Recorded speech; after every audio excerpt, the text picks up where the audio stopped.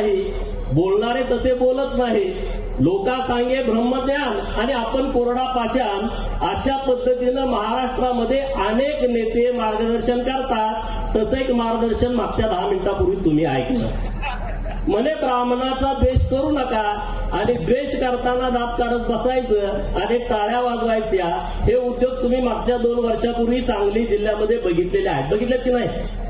बघितलेत ना? तरी पण तुम्ही टाळ्या वाजवत होता. जरा विचार करा, नेमकं महाराष्ट्रात काय चाललंय आणि कशा पद्धतीनं चाललंय. महाराष्ट्रामध्ये मराठा आणि ब्राह्मणांचा एक वाद जाणून बुजून पेरला जातोय. त्याच्यासाठीचं हे चांगलं औषध आज मिरजमध्ये होतंय असं माझं मत आहे. पण जयंत पाटलांनी केतकी चितळेचा आदर्श घ्यावा. तिनं जी भूमिका मांडली ना, तशी भूमिकेवरती ठाम राहावं. नाहीतर 6 महिन्यापूर्वी मुख्यमंत्री आणि आता दारा अशा भूमिका घेऊन राजकारणामध्ये